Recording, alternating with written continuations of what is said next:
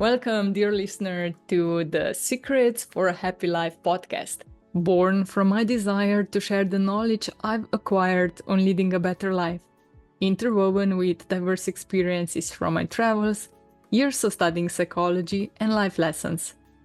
I'm Petra Kmetec-Bitens, your guide on this journey on rediscovering joy, productivity, and the essence of living a fulfilled life. Good to see you. Good to see you too. How are you? I'm good. How are you? I'm also good. Back in Slovenia, so that's nice seeing parents, family, friends. So yeah. Oh, that's lovely. How long has it been since you last visited them? I've been here in March. Yeah. Okay. 5 months, 6. Always takes me a while to realize which months we are in here in Dubai. It's like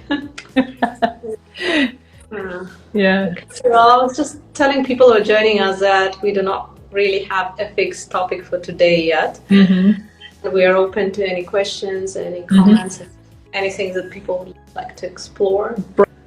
Proper Q&A. Yeah, so we could do that.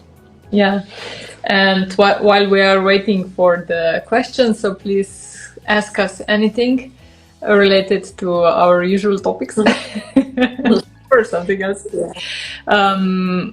How was your week now? We haven't spoken for quite a long time, so... a couple of interesting things actually that pop into my head. One is I'm almost worried about picking a subject for our talks now because it becomes very present in my life. So we spoke about anger. Was it last Monday? Yes. Yes. Yeah. I think it was very recent. Yeah. And I really got to connect with my anger later last week. It was really present and coming up for me, and I was like, oh, interesting. So I'm almost thinking now, whatever we touch on, is it going to come and bite me in the ass? How did you get in touch with your anger? Well, there is always a trigger, right? There was a situation that really got me. Well, it's not the situation, right? Again, as we always say, but the situation was really conducive of that. So there was something that kind of brought that anger to the surface, and I was like, oh, okay, I'm feeling angry. And I got very curious about it. And it's an emotion that I was not really recognizing in myself for a long time. When we touched on this, how it's not really allowed, right, in our training. So I was completely disconnected from it. And this time it was actually very empowering to recognize it, to let it be there, to acknowledge it, to welcome it. And it was quite a beautiful experience of actually reconnecting with that anger and making space for it. So that was nice. That was nice. And there was another thing, but I'll get to it later. Maybe you can say what was your week like, and if there was anything that popped up for you. Oh, my week was quite intense. We were now traveling a lot. Not a lot, but like 2 days ago we were from 3 a.m. till 10 in the evening we were on the road, because now Ferragosta started in Italy and we had to drive through Italy, and also our highways were really jammed. So it was just thinking, like driving, sitting in the car, seeing all these congestions in front of you, and then thinking, okay, I'm here now, I cannot do anything about it. So yeah, how to deal with that, and just accepting the situation, putting a little bit of humor in, talking with my husband, and it went through really smoothly. But I think some people can get really frustrated in the car when these kind of things happen, especially if you need to catch a plane or I don't know, you have some appointments and then you're stuck there for another 2 hours, but you should be already over with the appointment or something. So yeah, maybe also we can talk about this, how to handle those type of situations in lives, like when you are in a situation that you cannot do anything about it, how to accept it, how to be cool with it, how to be present, and how to find solutions if there are any. Like, this, I think it was Saint Augustine who said, if you cannot change the situation, change yourself, or I think Viktor Frankl was also saying this, but I think Augustine was something in this kind of, I'm not quoting it directly, I'm just do you have any experience with that? That's a very interesting topic, and maybe you can share how you found that kind of peace of mind, if you like, or just, you know, the presence and being with whatever is. Yeah, so first initial thought for me is always, why does it need to be like this as it is? And then afterthought is, okay, what can I do about it? Yeah. So if there is nothing I can do about it, okay, then accept it and be curious about what are those feelings in me, like what are they telling me? Because I didn't have to be nowhere on the time, so we had time. We were just stuck there and just dealing with those thoughts and irritation, like, so, you know, when you sit in the car, you're expecting it to be like a 3-hour drive, and then it's a 6-hour drive, and you don't expect that, and you are irritated. And I think this is normal human reaction, that you're not okay with that, because it's 3 hours, it's 3 hours. But then just talking, listening to good music or some podcasts in the car, if you are in the car, maybe calling a friend you haven't heard for a long time, if like we were really stopping and staying on one place for 5 minutes. So you can also open your journal and write something, or read a book, or I don't know, whatever you have. If you have some movies on your phone, you can watch it if you like this kind of stuff. So I think there are many possibilities, but first is to just recognize, oh, I feel now I'm really irritated or angry or sad or frustrated, and just then deal with those feelings. Yeah. So that was my go-to, like just feeling, okay, I feel this, what can I do? Nothing, okay. Then better to be happy and do something about it and do something else instead of being angry or frustrated.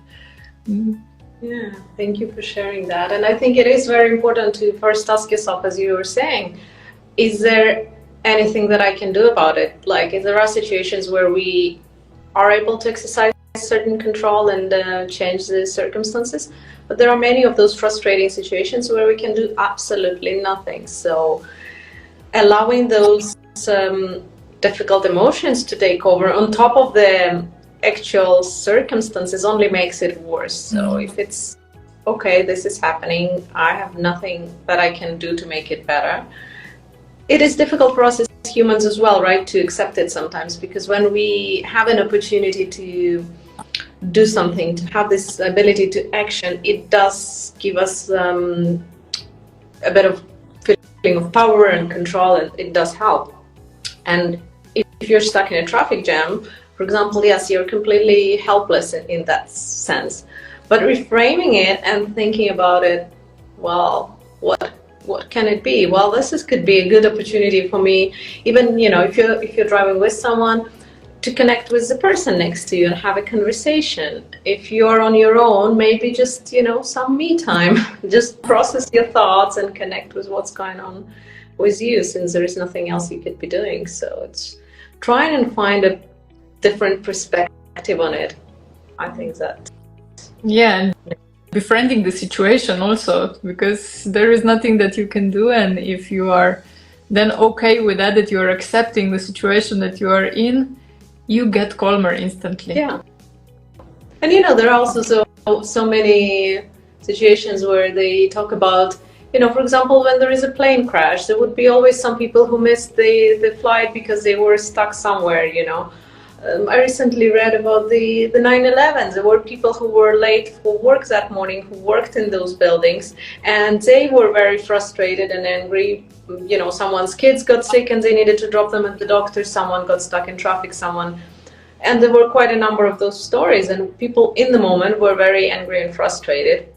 In the end, it saved their lives. So you also never know, and almost accepting that, okay, I'm here now, and perhaps this is where I'm meant to be, also could be a way That to... now also for me, I heard it as an excuse, so I can be late because you never know what's gonna happen. What can happen to me? Well, you can always... I know you didn't meant it like that, but you know, that inner critic just popped in and just said, now people will start to use this as excuse, you know. Yeah, there are always different ways to look at the same scenario and twist the facts as you wish to suit your narrative, but yeah.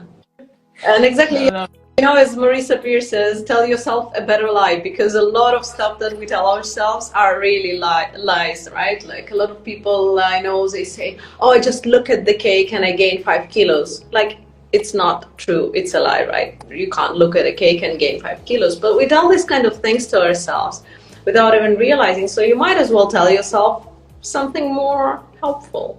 So it's really figuring out what would be the lie you can benefit from. Yeah. Do you have such a lie that you're telling yourself in your mind?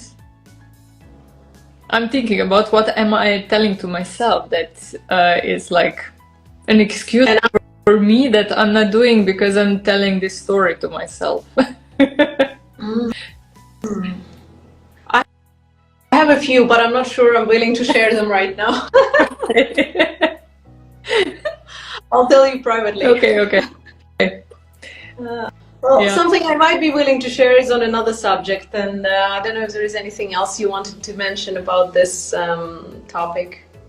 Because the other one I had in mind when you asked about my week was something that I discovered, and here I'm willing to disclose a little bit. Something that came up for me yesterday as I did a therapy session as a client. So I was a client, and a friend of mine kindly did a hypnotherapy session with me and for me. And one thing that really surprised me and I was fascinated to discover is so we went back to some period in childhood, as you always do in the sessions, and some period where I was experiencing difficult emotions and it was tough. And so she asked me, and how did that kid cope with it? And I told her, well, I was playing loads of table tennis and I was reading a lot. And as I said it, I was like, damn, 30 odd years later, I've been playing hell a lot of paddle over the past month, and I'm reading a lot. I'm like, it made me laugh, but it's funny how we sometimes find these coping strategies or ways to regulate, and it could be sport, it could be reading, and she took it a bit further, kind of discovering what it did for me. And usually what it does, it helps you either, you know, get distracted, numb the pain in some way, soothe yourself, etc., right? Like books, it's an escape into imaginary world. And in sports, what I actually realized, this gives you some sense of control, right? If you're a 7-year-old kid, you have no control about your environment. But when you're there playing a game of table tennis or paddle or whatever it might be, you have that sense of control that if I put a lot of effort in, if I train hard, if I perform at my best, I can win the game. So that's what it's been doing for me. And it was like, boom, a light bulb went on. Yeah, that's a good one. So what are you going to do now with your paddle?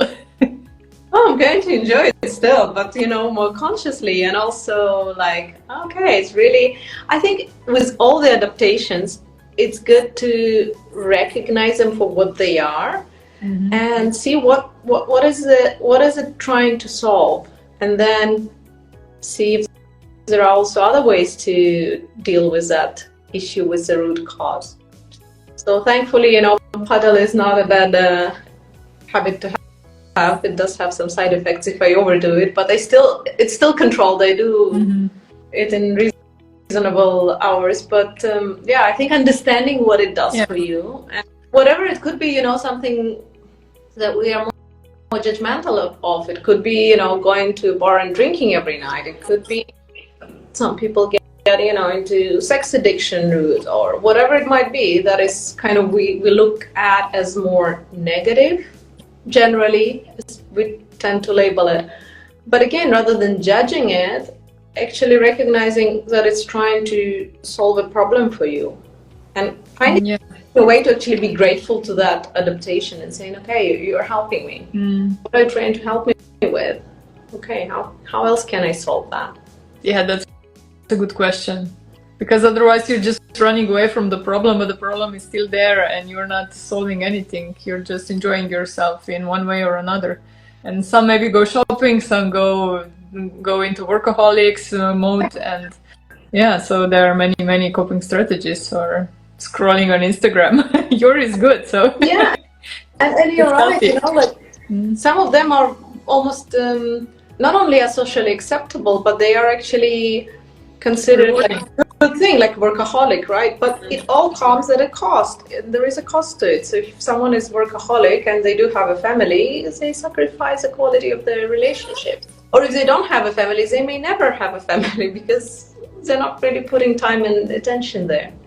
So everything, even the more acceptable ones, come at a cost. But if you look at the ones that are less socially accepted, they also tend to bring a lot of shame in with them, right? So then it's a cycle of trying to numb the pain with behavior, then it works for a bit, then you go down the shame spiral, and then you need to numb that shame again, and off you go. And it's even worse than before when you started.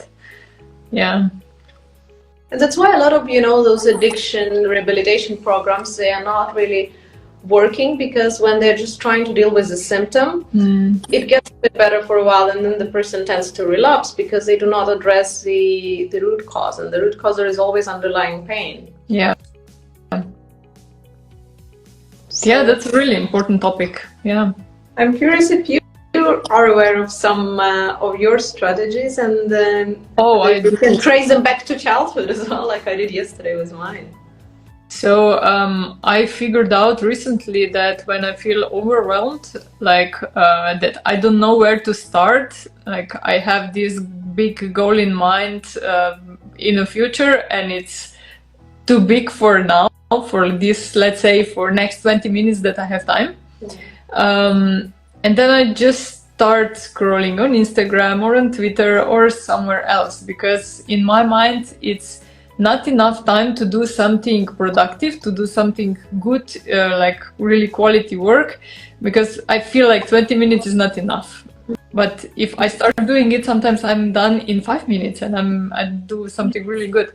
So this is something that I'm right now facing, this challenge. Like whenever I find myself scrolling on phone, I stop and I think about, okay, what are you trying to avoid now, and what can you do more productive now? Even if it's 2 pages of book, it's better than to just scroll mindlessly on somewhere and just taking in all this information that I don't even need.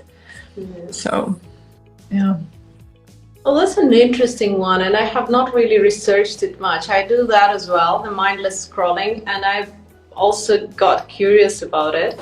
And what I found is that I do more of that when I'm not very well regulated.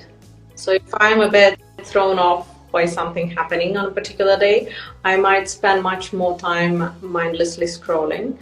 And I think it has that kind of soothing effect, which is quite addictive. And yeah, I used to be really, I would be very critical of myself whenever I catch myself doing that.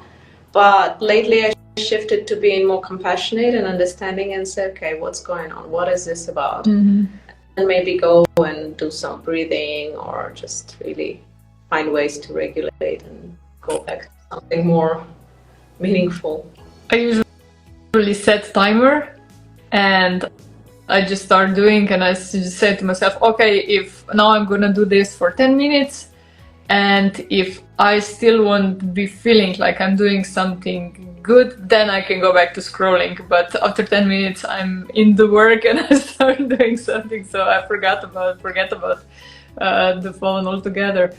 Yeah, so yeah, we have different strategies and methods how to cope with that. Yeah. Yeah, that's one for me.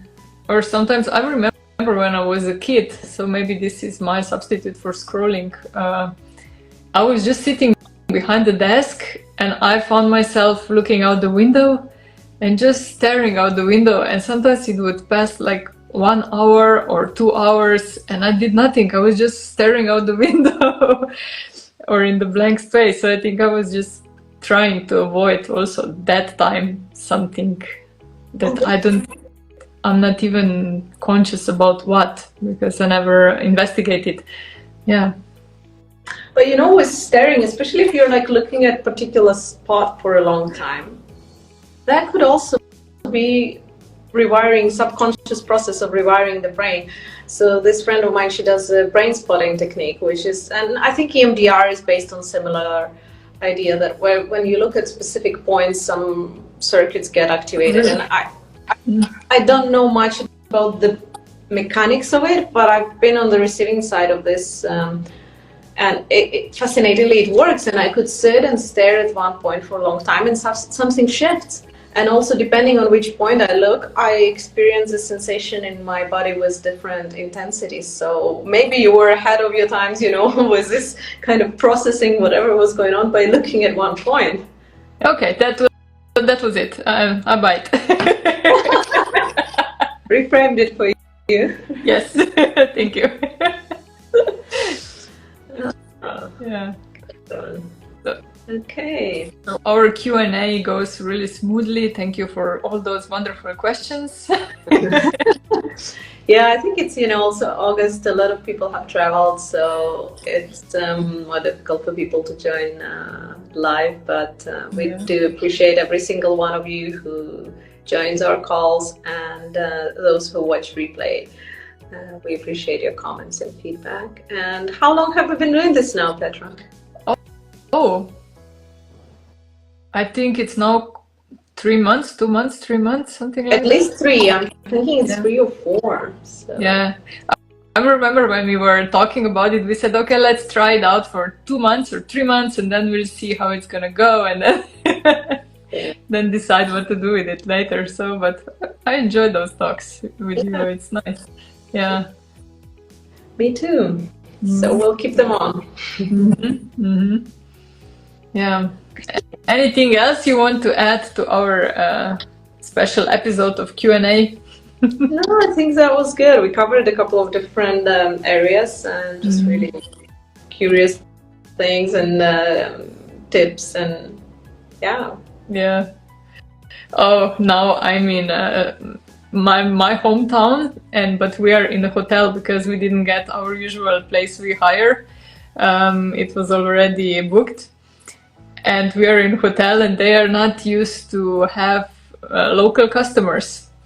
So the people here are just talking in our native language, and it's so funny because they don't have filter, because they think nobody understands them. Oh.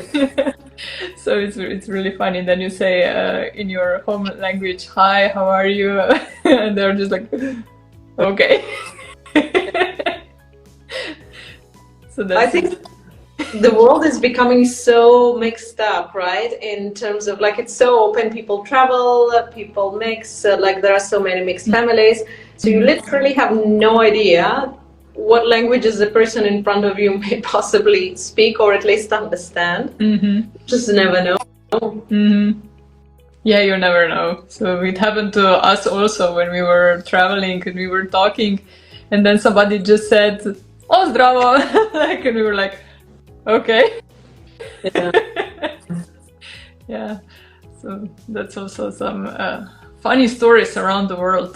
Yeah, when you come back home. Oh, today I was at the dentist, and he put a lot of anesthetics in my jaw because I'm really not a good friend with pain. And I was sitting there and I was thinking to myself, let it be over, let it be over, let it be over. And then I was, come on, you don't feel nothing. What's wrong with you? You know? So I had to talk. I had a really long talk with myself. It's okay, relax. There's nothing to be afraid of. He's a good dentist, you know him for a very long time, so just relax. I adopted a line from Sadhguru. I think I got it from his actually, what's his name? Inner engineering course. And I think he talks about almost like a mantra saying, this moment is inevitable. So if I would be like at a dentist, I'm like, okay, this moment is inevitable. It's like you can't do anything. Works probably as well for the traffic example. It's like, it's inevitable. You deal with it. Or as my neighbor on the mat next to me in the ayahuasca journey, his mantra was surrender. Took me a while, but I learned to do that as well. Surrender. Yeah, that's a good one also. Yeah. So we kind of circled back to the starting topic. So yeah, that's good.